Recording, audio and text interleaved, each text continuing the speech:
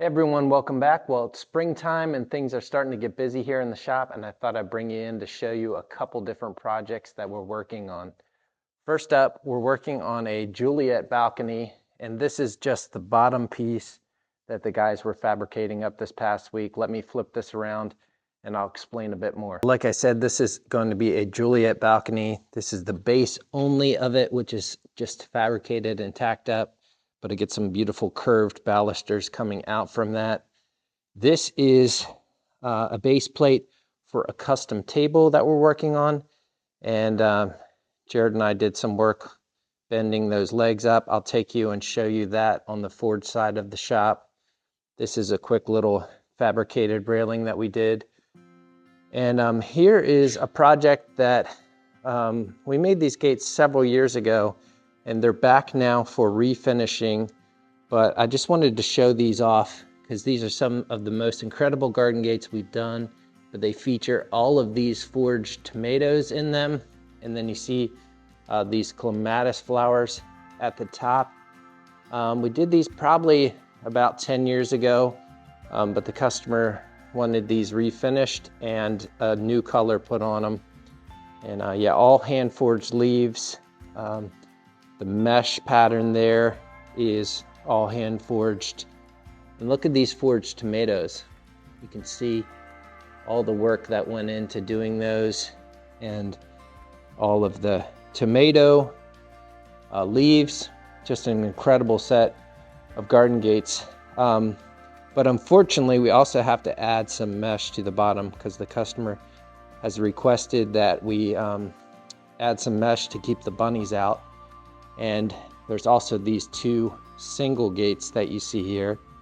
Let me flip these around so you can take a better look. Okay, here's these gates flipped around. This gate design was cone flowers with this vine coming through it and all the branches on the bottom. And then this was a zucchini gate, which had a forged zucchini flower, and then the zucchini plant made up the bottom with a trumpet vine for the top. These are, again, some of the nicer garden gates we've ever done. And what they're leaning against is something I also wanted to update on, is these two 35-pound air hammers that we've been building. They're now completely assembled, painted, and ready to receive the air plumbing.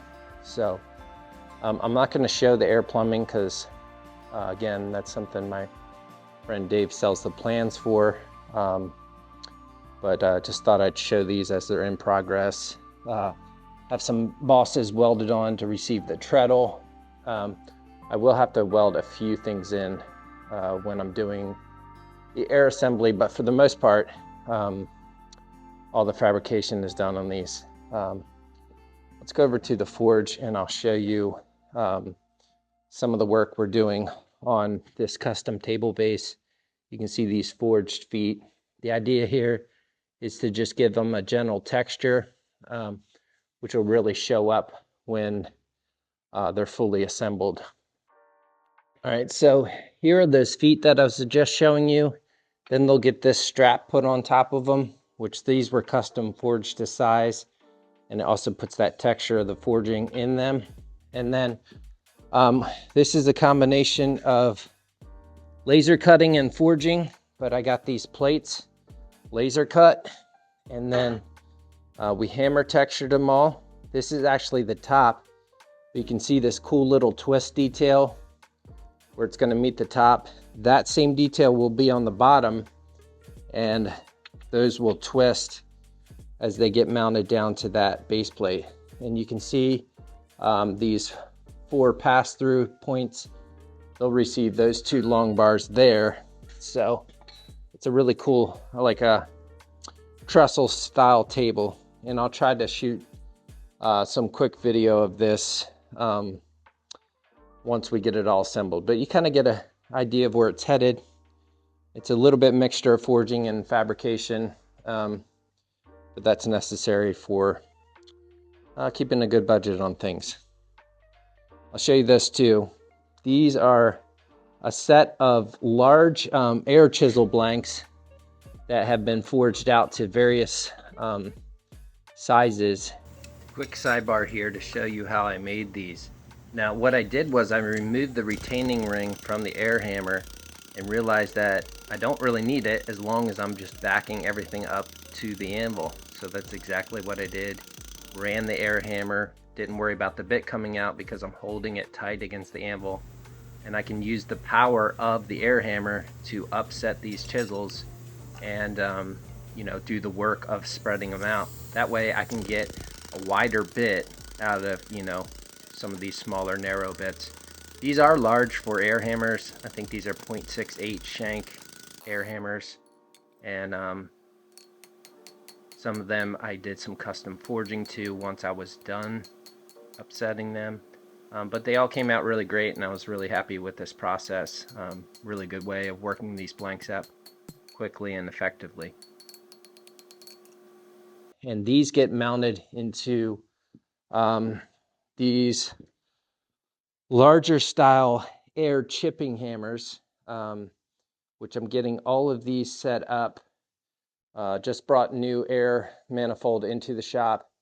That's going to be run with some steel piping, and I'm going to use 1/2-inch quick connects to hook all of these air hammers up and run them with that custom tooling that you saw me forge there.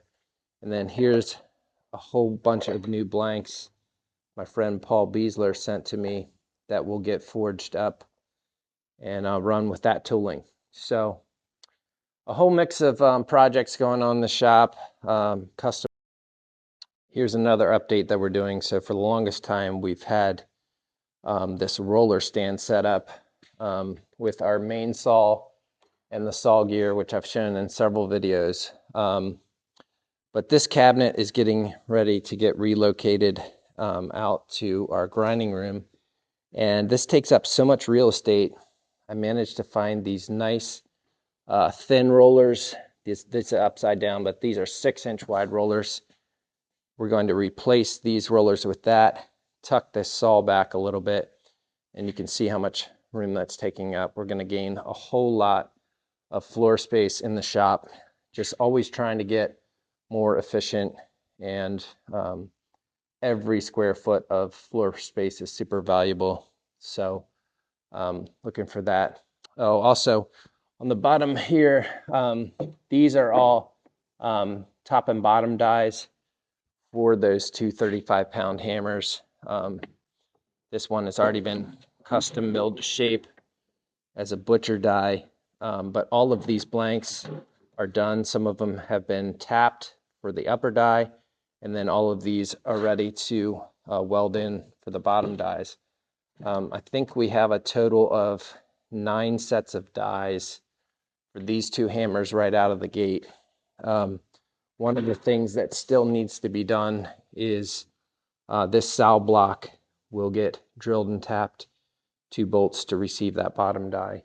I did this sow block to kind of increase the amount of room here where I could do some repoussé with chisel work. Not a necessary thing. A lot of these hammers are built without that. But that's something custom that I added. These hammers took a little bit longer because we actually completely rebuilt these guides. I wasn't happy with the first iteration of them, so we redid them, and they're much beefier, much more industrial now, and they'll last a lot longer. So a real mix of custom projects and a little bit of tooling going on in the shop this week. Just thought I'd bring you all in for a quick update, and hope to do a video on restoring this fly press soon. And we've got a bunch of good stuff in the works coming up this spring, and hope to show you all some of those custom projects, the ones that we're allowed to show. We can't show every project we do, but the ones that we can, we'll bring you in on. So once again, thank you for joining us, and hope to catch you on the next one.